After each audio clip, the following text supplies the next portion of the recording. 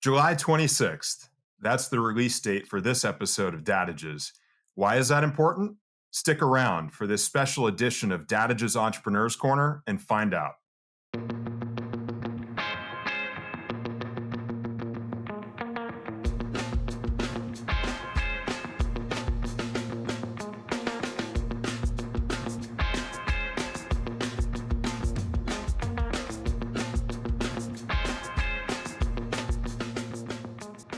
Dadages Friends and Family, welcome to Entrepreneurs Corner. As you can see, this episode of The Corner is coming to you not from the Dadages studio, but on the road. I'm in Claremont, California, where my son Camden had college football recruiting camps this weekend. This week, we continue our July series in honor of Disability Awareness Month in the United States and continue our international engagement with the Alcott family from Australia. Martin Alcott, who joined us on our most recent episode of Dadages, is back. And this time he brought another part of the Alcott Braintrust, his son, Zack. They're here today to share with us their dual businesses, Get Skilled Access, and the Field, and to talk about the potential entry of these successful Australian enterprises, which focus on opportunities for individuals with disabilities in the workplace into the U.S. market. And why is our release date important? On today's date, July 26, 1990, 33 years ago, President George Bush, that's George H.W. Bush, signed the Americans with Disabilities Act and made this groundbreaking legislation into law. If it wasn't for this day 33 years ago, we probably wouldn't be having a discussion like this. Martin, Zack, I'm so happy you could be with us on this significant day to celebrate what has been accomplished across continents in terms of both awareness and access for individuals with disabilities. Thank you for joining us. Chad, great to be back. I really enjoyed our chat the other day. Hope the listeners have had a chance to review it and they've learned something about disability, but really great to be here. And it's even better that I've got one of my great sons here, Zack, as well. G'day, Chad. I'm just flattered that I've made the Braintrust. Thank you for having me on. Absolutely. Well, the way your dad put it in our last episode, it's you and your brother that have all the answers for him. Well, yeah, I think that just comes hand in hand of being a son. So even if we don't know the answers, you just say it with confidence and get away with it. Absolutely. That's great. That's great. Well, gentlemen, you both are experts. You both have a lot of experience in awareness and activism around disability, both in the workplace and in society in general. What have you seen over the last couple of decades in terms of progress for people with disabilities, and where do you still see the greatest challenges and room for improvement? I think, Chad, the best way to explain it, and we're getting probably a little bit technical here, but we've moved from the medical model of disability more towards the social model of disability. And let me just quickly explain the medical model of disability. In its term, it's very much designed around labels. And, someone with a disability is diagnosed with a X condition. And the reason why that can be an issue is it very much puts limits and expectations on people with disability. And secondly, it's very inwards facing. So it's the person with the disability that needs fixing, or the person with disability needs to work on themselves so they can integrate within society. Now, the social model of disability is very much based on the environments in which we create dictate someone's disability. And what I mean by that is when we think about the built environment, outside, cityscapes, shopping centres, train stations, airports, how accessible you make them will impact on somebody's disability. So if there's less barriers, the person's disability is less relevant. If there's more barriers, the disability is more exacerbated. And the cool thing about the social model of disability is it's very outwards facing, kind of what I just explained. It's the environments that we create. The cool thing about it is it's everyone's role and responsibility to create these environments that people with disability can thrive in. And the same goes with the workplace. It's not just your built environment, ramps and rails. It's also people, culture, hearts and minds. So we're moving towards that. We've still got a ways to go. In Australia, people use the word journey a lot. We're on a journey to disability inclusion, and people need to kind of continue to understand, the social model of disability, but also just understanding disability and, what it is. And, it's not a dirty word. You can say the word disability, you can say disabled, and just kind of create that confidence. And just really quickly as well, a big learning that everyone can do, when we think about disability access and inclusion, when we're creating products, venues, infrastructure, and programs, is have access in the front of your mind at the start, because that's when it's going to be the most successful. And, especially over the last 2 to 3 years, I've really noticed that people are planning access and inclusion, disability inclusion at the start, and it's becoming so much more seamless and successful. And there's a lot of really cool ideas that come from that, because people are excited to build it in, not a bolt on at the end, like, oh, and now I need to make something, accessible, or now we've got to include people with disability after we've had this really great idea. That's so remarkable. It's brilliant, actually. And if we're on a journey, as you say, I would say that you gentlemen are Sherpas, certainly taking us to the top of the mountain. And I liked a couple of things you said that I want to highlight. One is that I think in any circumstance, not just when you're talking about disability, labels equal limitations. And taking the labels and the stigma off of individuals is so fundamental when you're dealing with sensitive issues of this nature. And then when you talk about the societal approach and the societal level of responsibility, it's very interesting. And I don't know if I've ever thought about it in that way, that we really create disability through the nature of the environment. And if the environment accommodates individuals of all levels, limitations, et cetera, there's no such thing as a disability anymore. You're enabling somebody to perform successfully within the environment. So I think that's fantastic. And as we learned in our last episode of Dadages, your family, to really personalize this, was thrust into the ecosystem of disabilities through Zach, your younger brother Dylan, who was born with a spinal tumor and paralyzed from the waist down as an infant. And Martin, we heard extensively about your experience as a father. Zach, I'm really curious to hear your experience as an older brother going through those early days when things were really touch and go for Dylan, and what it was like growing up as the older brother in your household.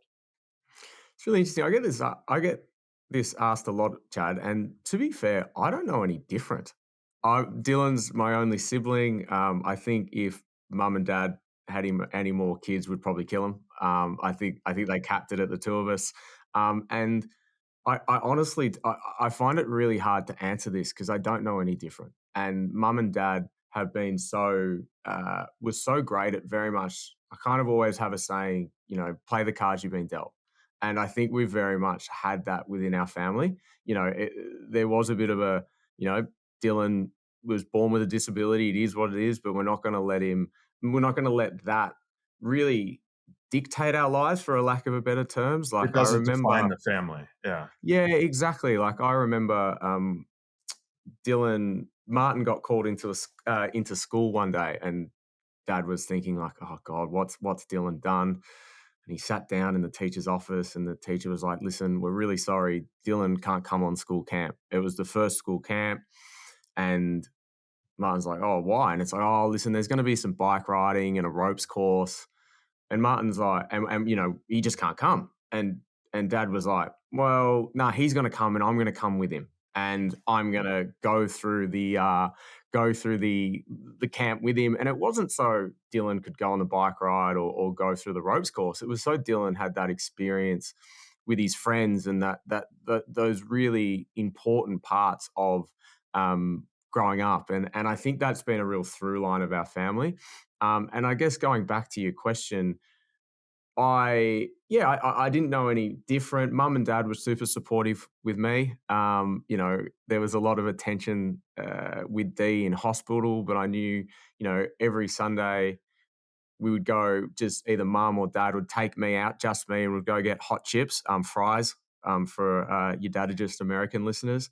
And so we would have some, time together. And I and that no difference mentality, I think got me.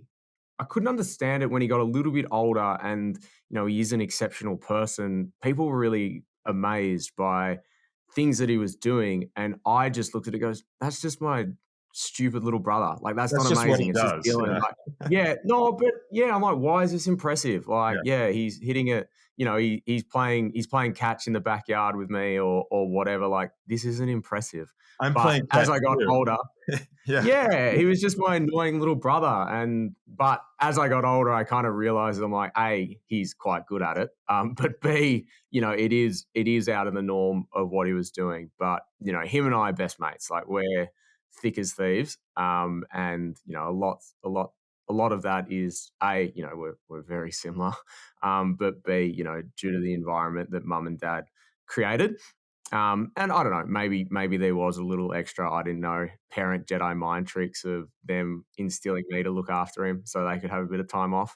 But yeah, yeah, it was a great upbringing, and yeah, I wouldn't have it any other way, to be honest.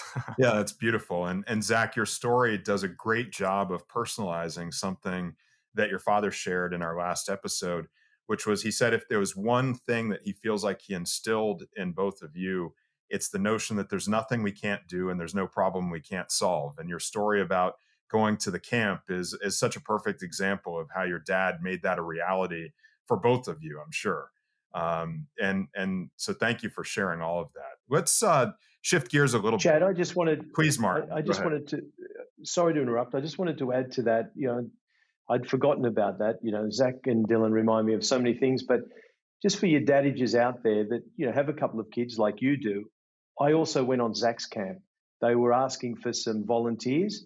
And I think, Zach, you went to Castlemaine Jail, which was a jail in regional Victoria, which was an original gold mining town. And you actually slept in the cells and things like that. And they asked for family members to go along as volunteers.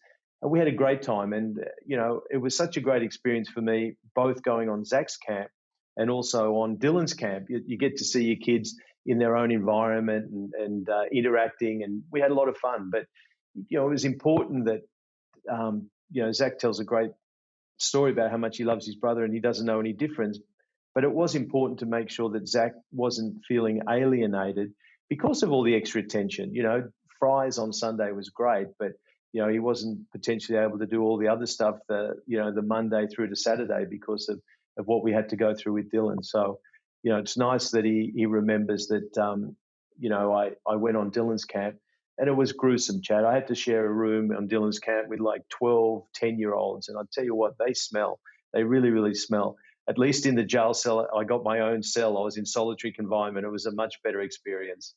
Well, I can relate to everything you just said, Martin, because if I look over my left-hand shoulder right now, I see my son's dirty socks from his football camp hanging in the sink, and I think I can smell them from here. Luckily, this is not smell-o-vision, so no one else has to suffer through that.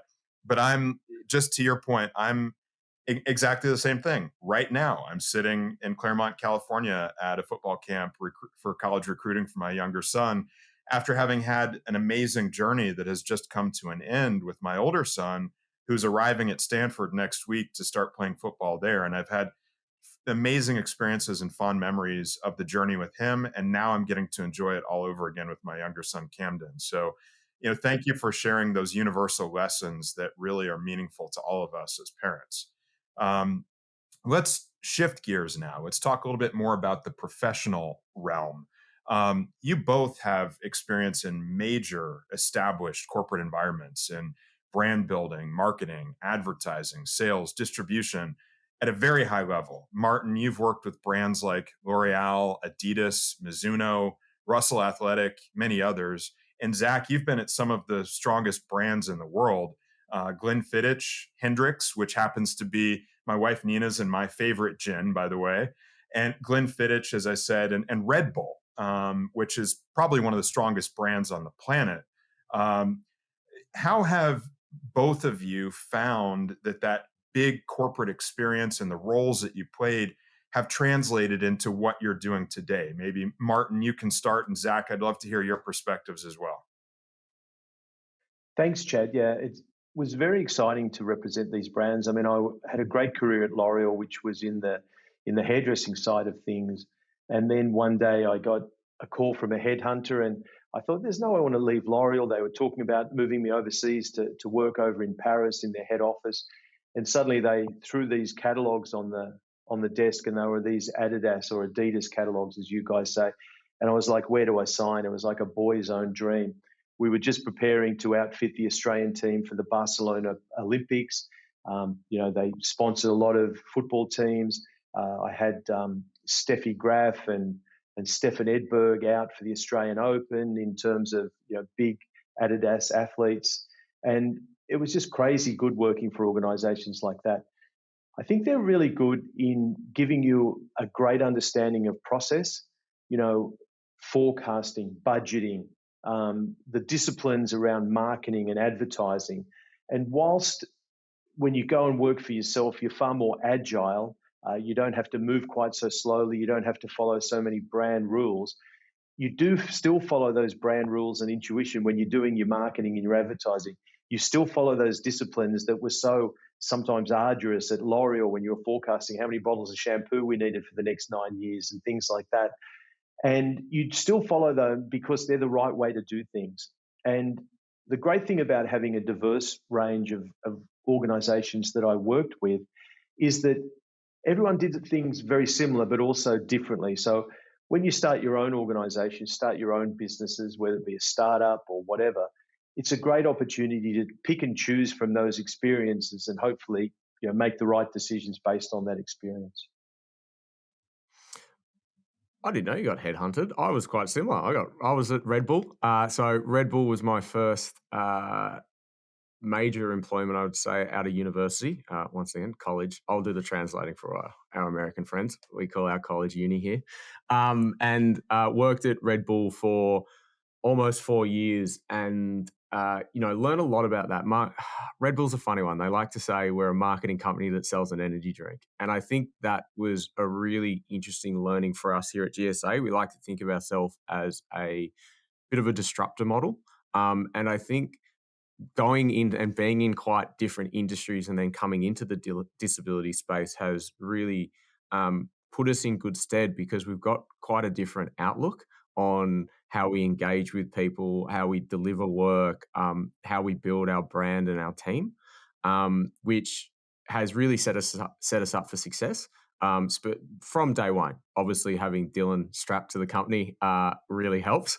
But regardless of that, our brand's really grown from more than just Dylan. And then from the William Grant perspective, so just really quickly, Hendrix, Glenfiddich, Sailor Jerry, all sit under a family-owned independent distillery called William Grant and Sons. So it's been a family-owned business since 1886. And I guess reflecting, that's a life lesson for me, being like, hey, if these angry drunk Scots can put up with their family since 1886, I can definitely put up with my dad and my brother as a family business. But in all seriousness, William Grant and Sons and their products, super premium, probably in that mid-range boutique. They're not your Diageos of the world, like big corporate, but really punch above their weight class in their brand distribution and quality of product. And I think I've really kind of kept that mantra with the work that we do, really high quality work. We have always said we do punch above our weight category. We've been working with major global corporate businesses, your Nikes, your Amazons, Googles of the world. But then also federal government. I won't take up the next 2 hours of talking about the difference between Australian government and US government. And we would never find a resolution there.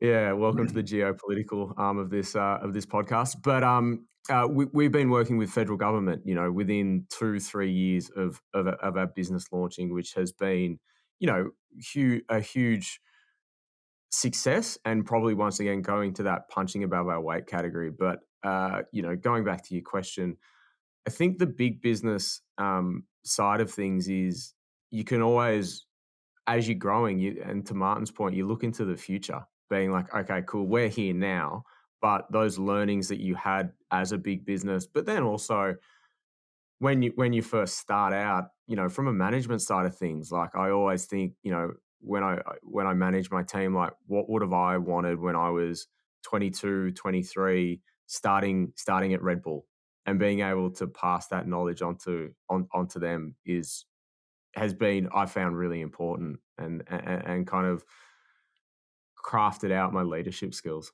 Absolutely. There's a couple of things that I pull out of what you gentlemen shared that I see as really fundamental to what you're doing. One is because you've worked in big business and for big brands, you have that as a calling card.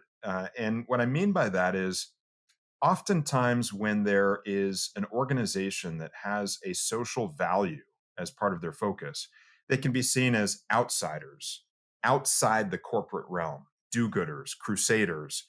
And I think that oftentimes that creates a resistance on the part of major corporations in engaging with a firm that has a social component to what they're trying to achieve. And by virtue of you gentlemen having this big corporate background and having worked in brand building and knowing what it takes to build a brand successfully, I think it probably lowers that fear factor and the resistance or hesitation that the executive leaders of these organizations might have if someone came in off the street who didn't have that background that you have. So I see that as a real value proposition that you bring to the space. The other thing that I found interesting about your perspective that you shared, Zach, is that you got an opportunity to see how a family run business can become an enterprise. And I think as you're growing your own business, it gives you that line of sight for what's really possible. And it doesn't make that seem unachievable or impossible because you've already seen it in action.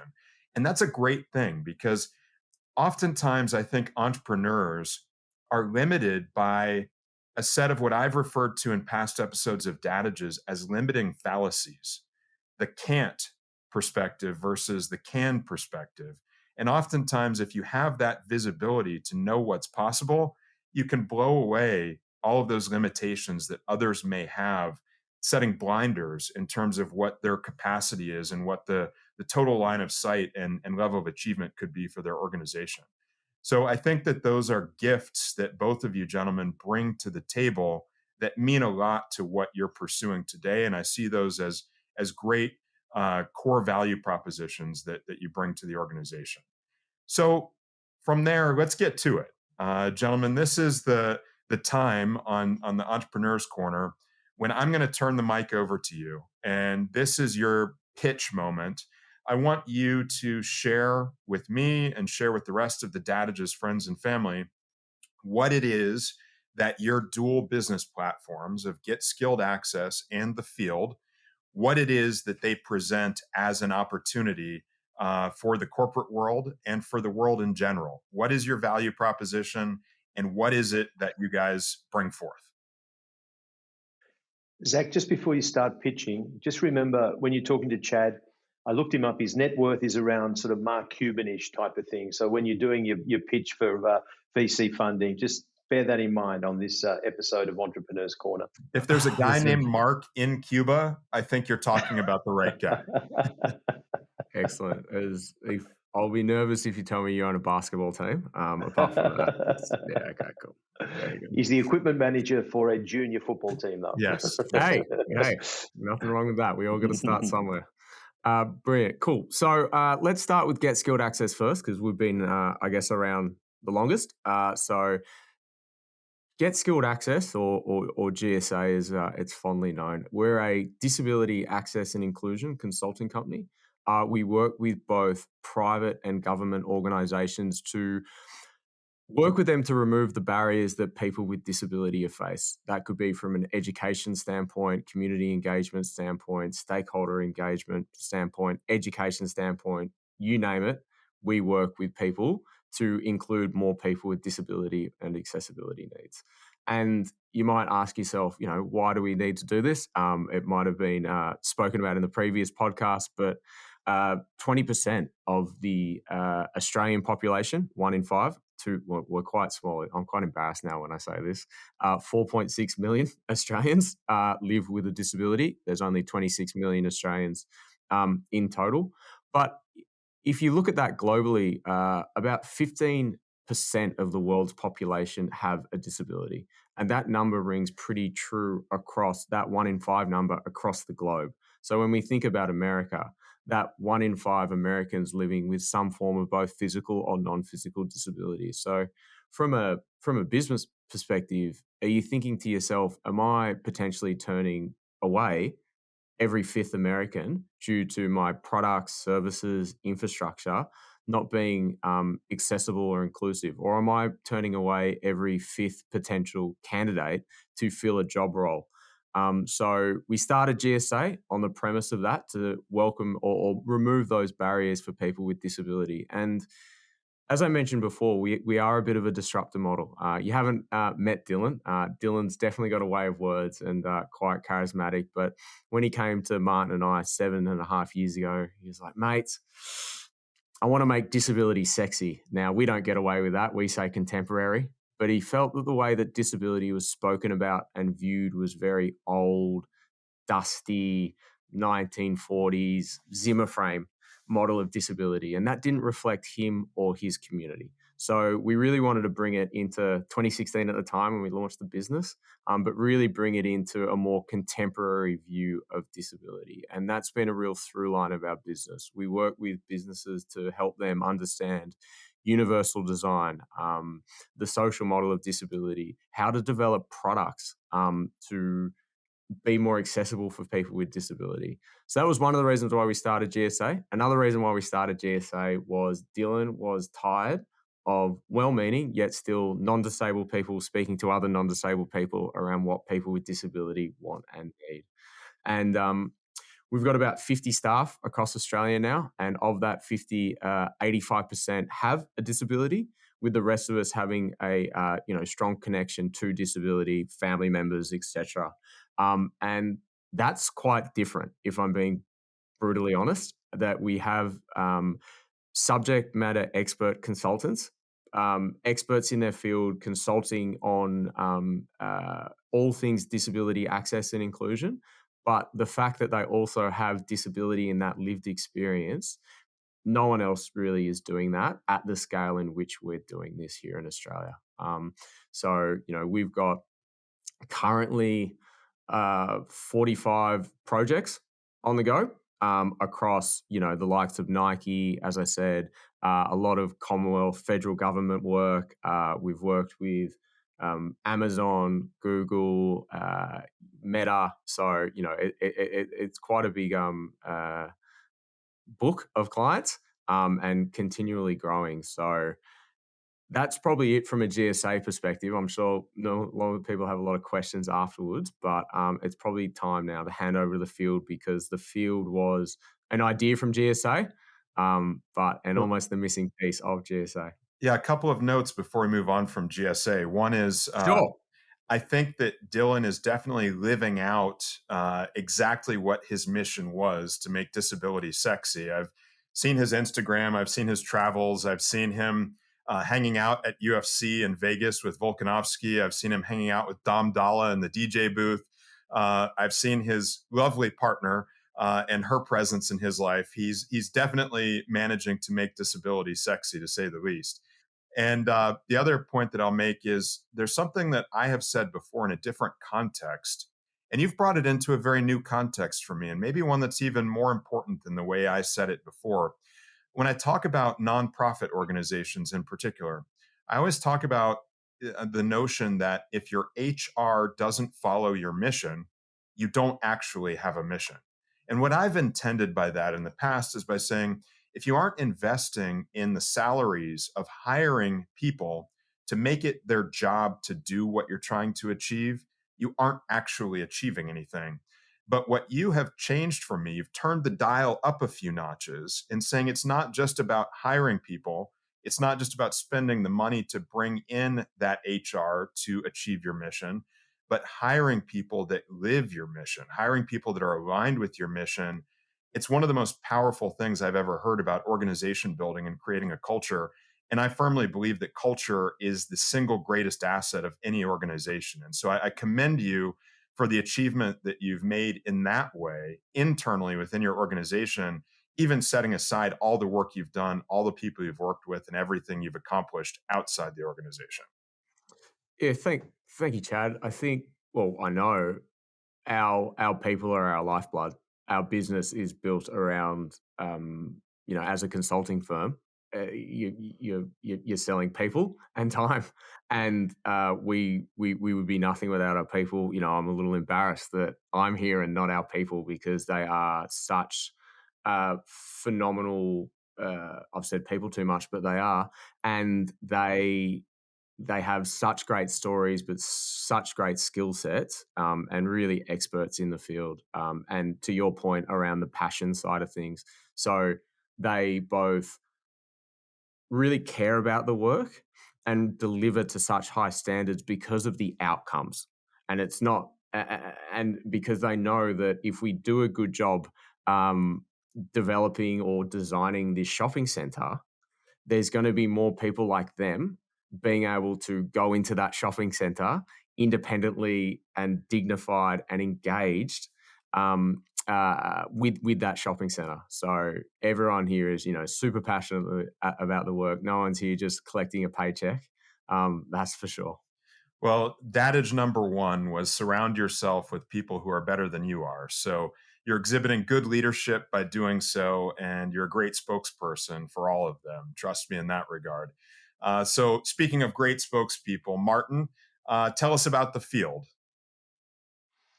Chad, thank you. Before I go into the field, I do want to just brag a little bit about one of the jobs that Zack has recently done. Well, he's been doing it for a couple of years, and that is with the Formula One Corporation and with the Australian Formula One Grand Prix. So I want to highlight that, not just because of the great work Zack's done, but people are probably thinking, well, God, what's accessibility got to do with the Formula One Grand Prix? It's noisy, people are racing around in fast cars. Zack has organised it last year's for the Formula One Grand Prix we had recently in Australia in April. He organised sensory rooms, so people who were neurodiverse, such as people who are autistic, could go and enjoy it. But if they needed some time out, they could go into this sensory room and have some quiet time. He organised a stand specifically for people who were mobility device users, so they could still have a great view and enjoy the spectacle of the Formula One, whilst not worrying about looking at people's backsides because in the crowd they didn't have a special stand. He organised, which was probably the highlight on one of the evenings, he did a grid walk for a couple of hundred kids who were neurodiverse.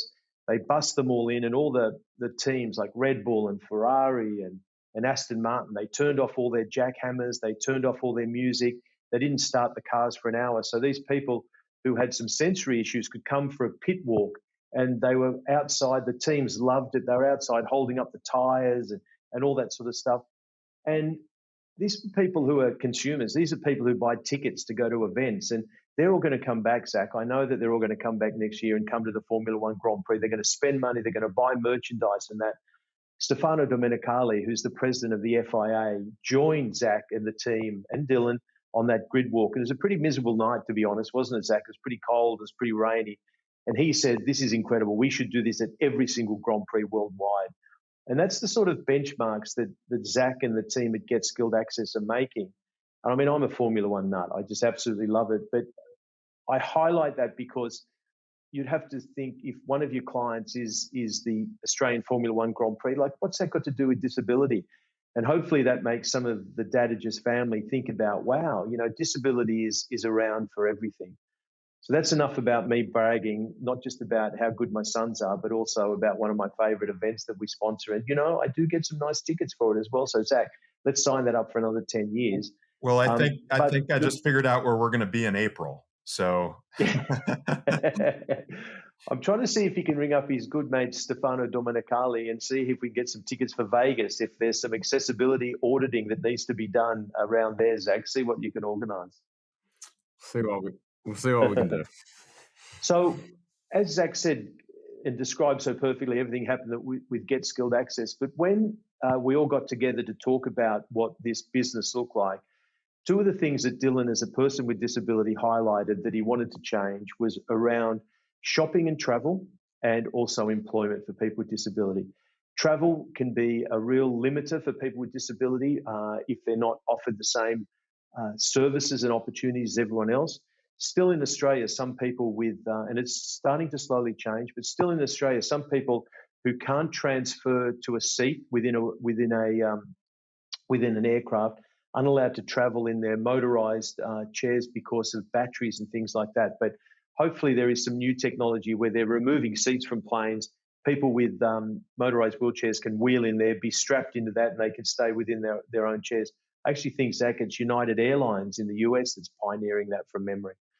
The second thing was shopping, and I think we covered that in the last episode. It's not always easy for a person with disability, if they're neurodiverse, to go into a loud shopping centre and buy their groceries every week. But the other main thing was employment. When Dylan was at school, like most counsellors at school would say, hey, maybe you can work in a call centre or something like that. And that was about the only career advice that they would get. So people with disability, as I've mentioned before, Chad, they're great problem solvers. They're very entrepreneurial.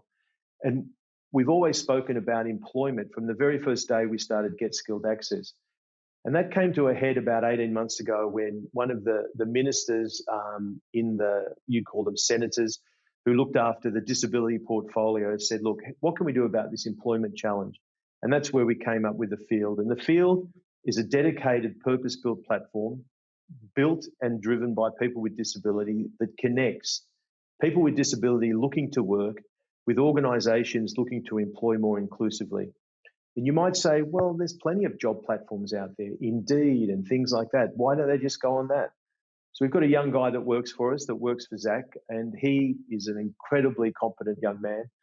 And he goes on to our biggest job site here, which is called Seek, and he'll apply for a job that he's eminently suitable and qualified for.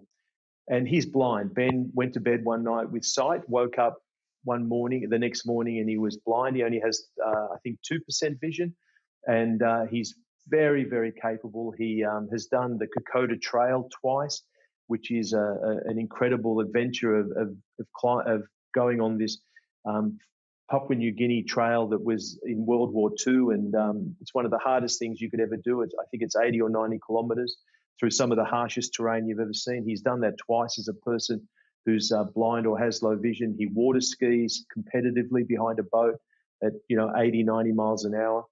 And Ben would go on and apply for the job, would ask his name, his address, his age, and all that sort of stuff. And then he'd ask for his driver's license number.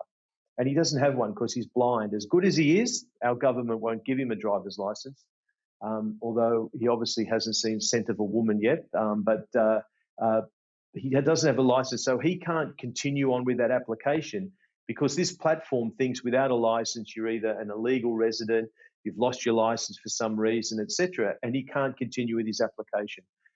So there's a thing we spoke about in the last episode, Chad, called unconscious bias. And what the Field.jobs does is remove that unconscious bias. So Ben will write down his accessibility needs of an organisation. Organisations will register and they'll write down what their accessibility offerings are. And then through the algorithm on the platform, it'll match Ben with an organisation. And then he can send his CV or his application through. He can do that through a traditional method, through like a PDF or a Word document. He can do it with an audio CV, or he can do it as a video CV. Now, if you saw Ben on a video CV, you'd go, my heavens, we have to employ this guy. He's absolutely incredible. And then when you, Chad, get to interview Ben, all the fact that he's blind, doesn't have a license and all that is irrelevant. You're just interviewing Ben based on his skill set.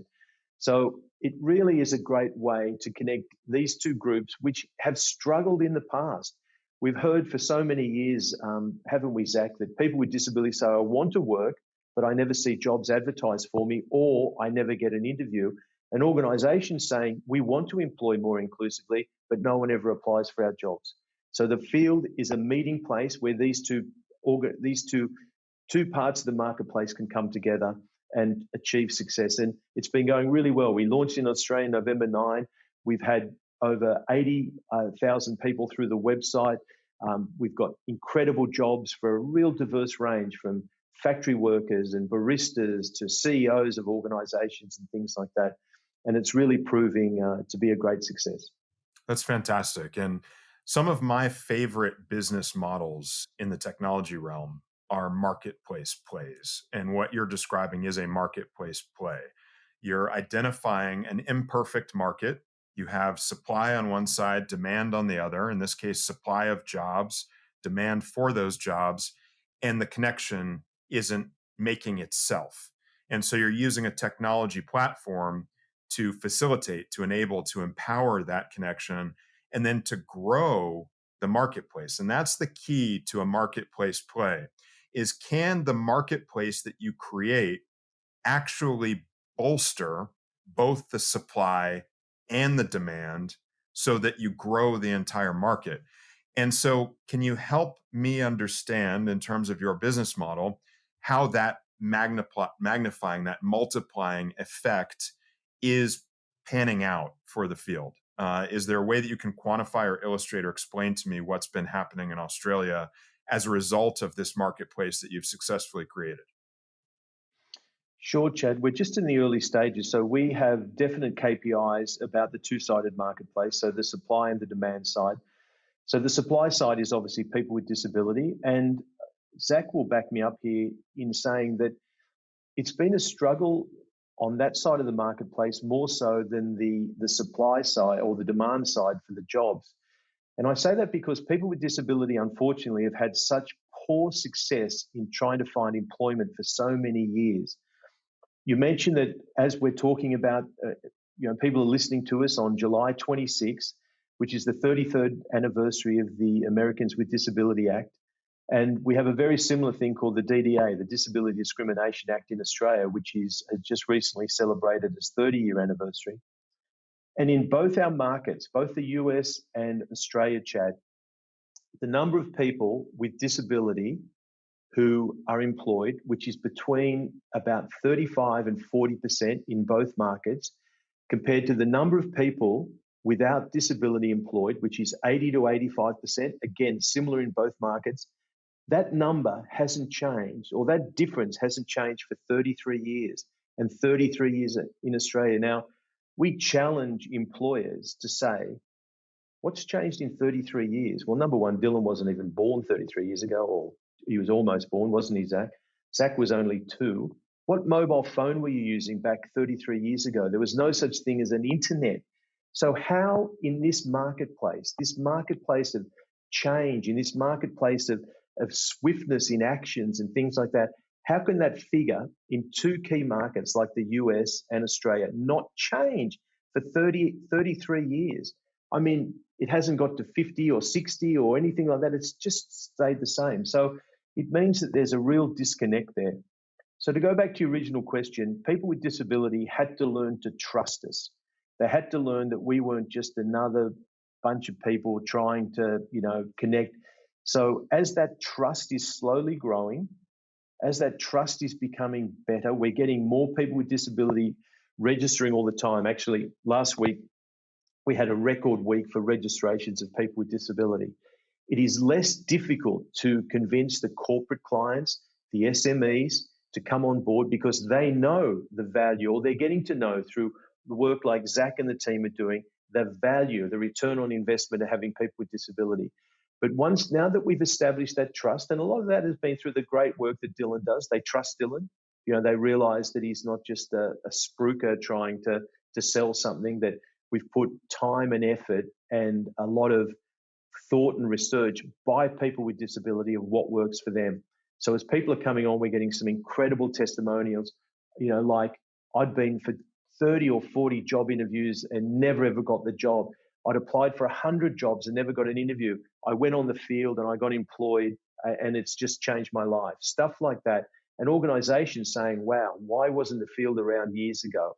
So it's a slow process, but we're quantifying it by the number of organizations that are joining us as employers, and then the number of people with disability as job seekers. And that number is growing on a weekly basis. It's quite remarkable, and in a way somewhat surprising and maybe counterintuitive until you really explained it effectively there. I would have thought that the greater challenge would be the acquisition of the employers, because it would seem like people who want a job and they'll sign up. But I understand now what you've described, that this population of individuals with disabilities has in a way become jaded by the experiences that they've had in trying to seek employment. And it's almost the enormity of the challenge, the enormity of the problem that is also the impediment to your solution until you can build that trust. And I know that you wanted to talk about core values and translation of core values. And it sounds like to me, one of your core values is building trust with your customer base. And that's going to be one of the keys to your success in any market.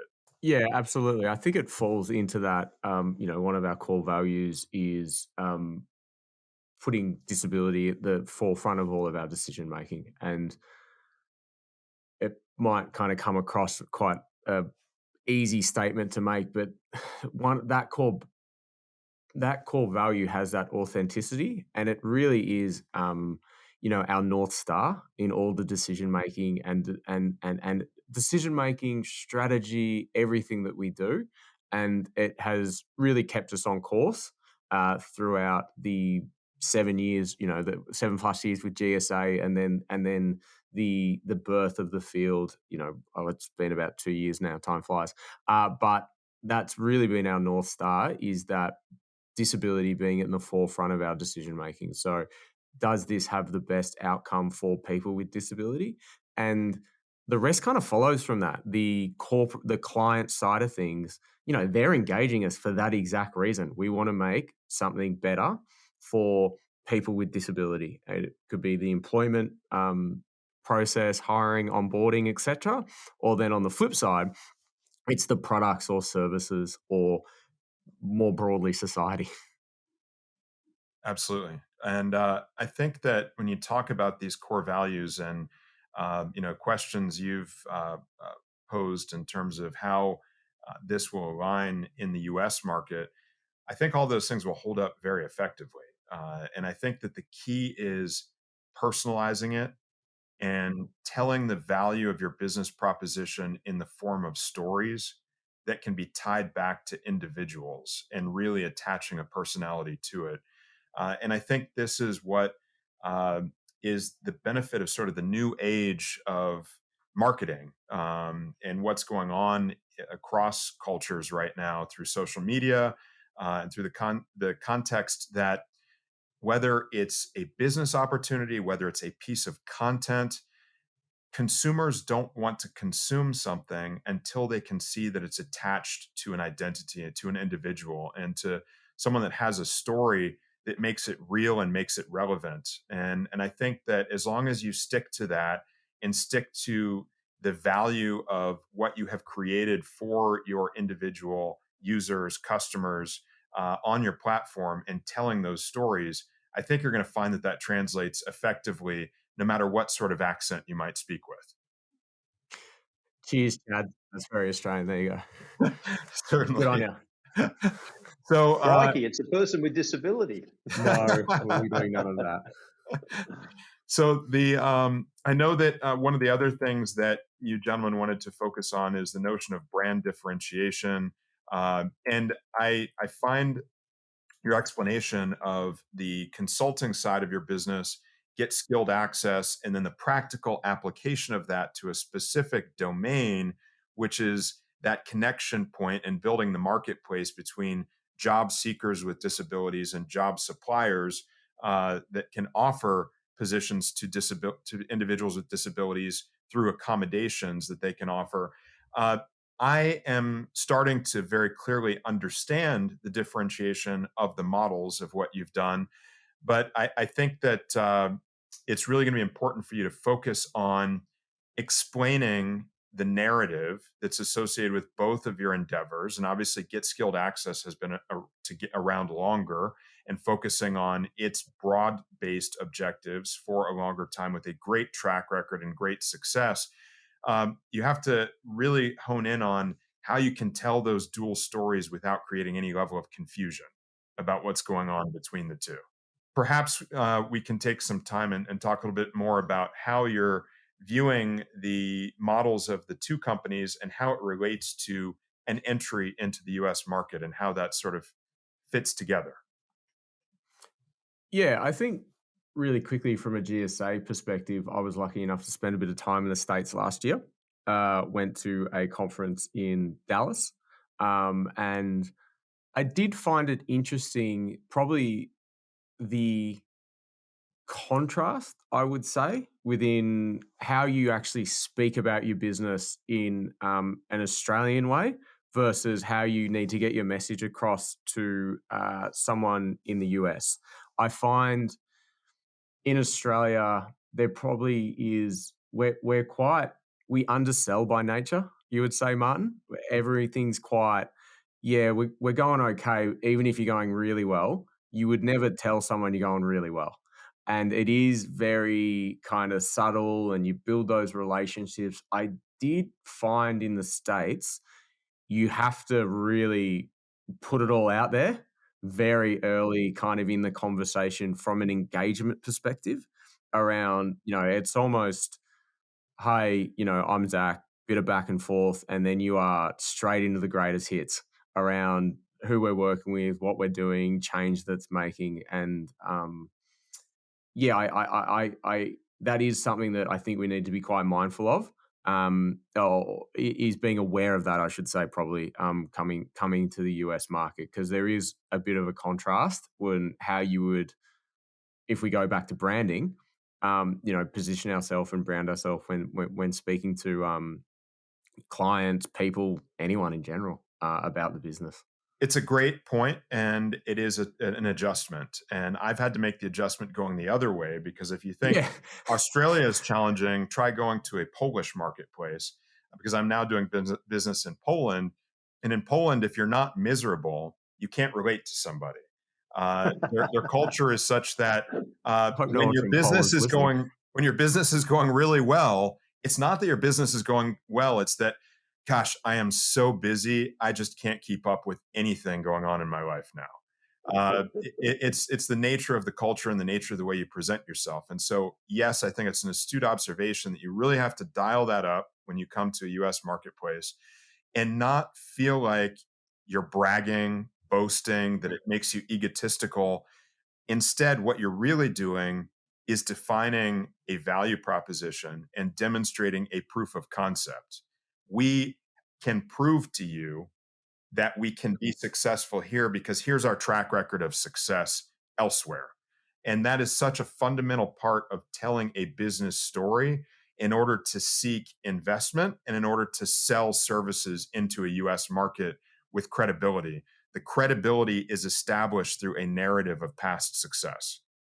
I think, Chad, on brand differentiation, a great way to look at it is if we were pitching Get Skilled Access in the field to you, it'd be two separate meetings. It's a great way to do it is if people are looking to advertise their jobs on the field, which they should be, we would say, great, there's some resources at the back end of the field that you can go on, have a look at the field.jobs, and it talks about how to talk to people with disability the best way, some workplace accommodations that you can make to make the transition for people with disability.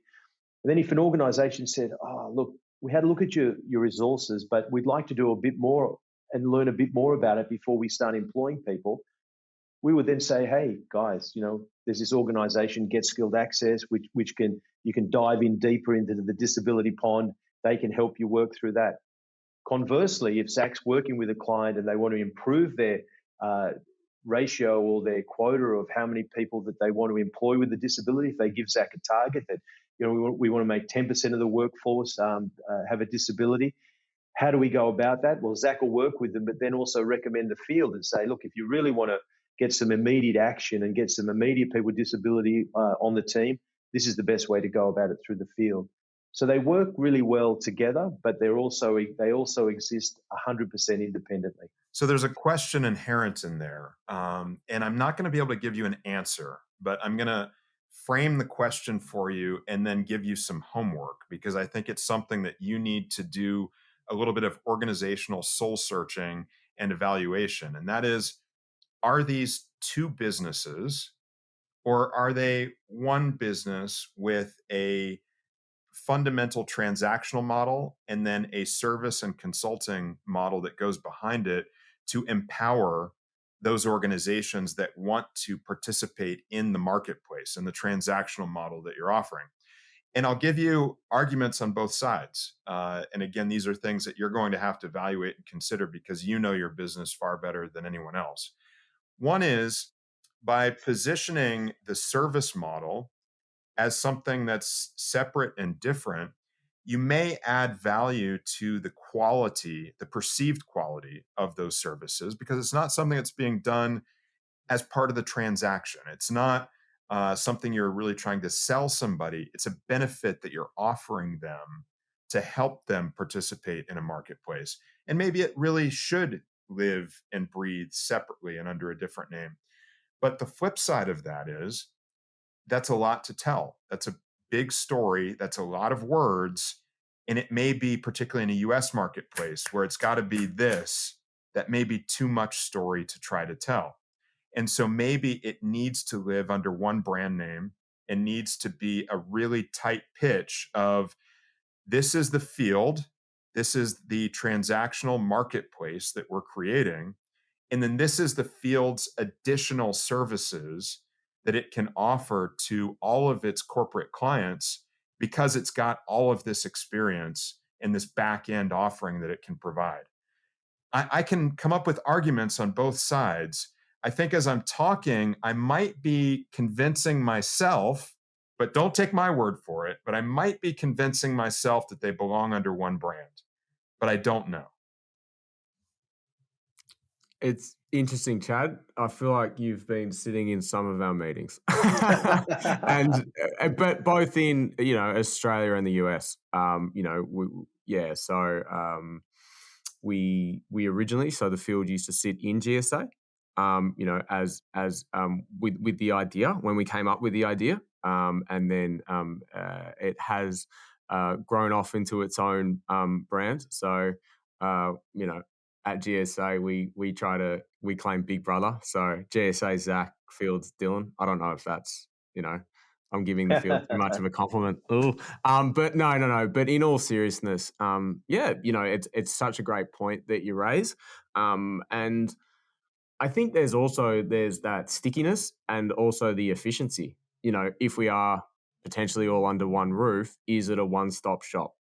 And we do talk about it a bit. And I know this was meant to be homework, but I hate homework, so I'm going to try to do it now. Is the field was almost a missing part of GSA in a way. We would do all this consultancy work with organizations and government around employment. And that final piece was like, all right, we're ready. We've removed we've done an audit of our recruitment process to remove the barriers that people with disability face. We've done cultural work. We've done staff training, recruitment manager training. We're ready to hire. Like, let's get this going. And before the field, there was, all right, we can point you in the directions of some places that specialize in disability recruitment. Now they aren't performing that well, and that's a conversation for another podcast. But we kind of took the matters in our own hands and created the field and created this platform that was scalable in the sense of, we can't go to every person with a disability and help them throughout the process. So to Martin's point before, how do we, in the digital age, create this environment when we talk about the social model of disability, the social model of disability recruitment process, where we've created this environment where people's disability is less relevant and they can just present themselves forward and put their best self forward for jobs and not worry about all the additional things that come with the employment process of people with disability. And same on the flip from employers. They aren't anxious in the interviewing process because they know beforehand how someone with disability, this person with disability, likes the interviewing process to go. For example, having the questions submitted to them before the interviewing process, which is quite common for people who are autistic, for example. So they feel like they can understand the questions and nothing's coming as a surprise. So, it's a great question that that you raise. We're kind of going as we are in the Australian market. Who knows for the US, but that is, I guess we do have to have homework if I make that statement. But it's a really great point that you raise. Well, and the other, One of the go ahead, Martin. Chad, I was just going to say, Zack summarised it up so well then. One of the headwinds that an organisation might see if the field and GSA are packaged up together is that old, you want to try and eat the elephant one piece at a time, not the whole elephant. So sometimes organisation, if they're making, Zack, I know we hate the word journey. What's another word for journey? If they're making the commitment to being more inclusive in their employment practices, but making a commitment to be more inclusive and accessible in their whole organisation, and that would be like everything, their website, the way they go about their employment, hiring practices, and everything like that. If you package it all up together, sometimes it might seem too daunting for an organisation. If you have Get Skilled Access as the entry into it, and then they use the field, if you have the field as the first entry into it, sometimes because disability hasn't been so well embraced in the past. Zack gave some stats about the Australian market, 4.5 million. So the total addressable market for people who can work in Australia, which we've done a lot of research on, is about 2.2 million, so about 1.5 to 2.2 million. Putting those same ratios to the US market, based on your disability population, it's about 35 to 50 million Americans that have the ability to work, but potentially aren't because of whatever. So it's a really great question you ask. I think Zack covered it really well, and you are reading our emails. And I'm not sure what we're paying you $10,000 an episode for if you're asking us the questions, because we want the solutions from you. But what we need to do is have a look at how potentially the market would best embrace it, because it could be packaged up as a whole thing, or do we keep going on the separate thing? Well, let me add one more variable or one more perspective, which is that of funding sources. I know that you want to talk about venture capital funding, and this is a good time to make that transition with a notion, which is that VCs and even angel investors that are not as predatory as VCs may be, they want to own everything. If they're making an investment in your business, they don't want to feel like there's this other thing over here that they don't get to participate in. So as you're making these decisions and evaluating some of these key things, don't just think about your customer base, but also think about your investor base, because you have to be able to tell a very tight story to your investors first and foremost in order to get the capital to get into the market before you ever even get the opportunity to talk to your customers. And that's where we will pick up on the next episode of Dadages. If you're one of our loyal friends and family members tuning in real time, then you know that we publish new episodes every Wednesday, and the next release date is next Wednesday, August 2nd. If you're listening after the fact, then good news. Just click the link for the next episode. I promise you don't want to miss it. We'll talk more about expansion of the field into the United States, venture funding strategies, and strategic partnerships with venture capital firms, other for-profit companies, and not-for-profit NGOs. And you're going to get to see me cry again. So don't miss that. Until then, remember, Dad may not always know what he's talking about, but he sure can sound like he does.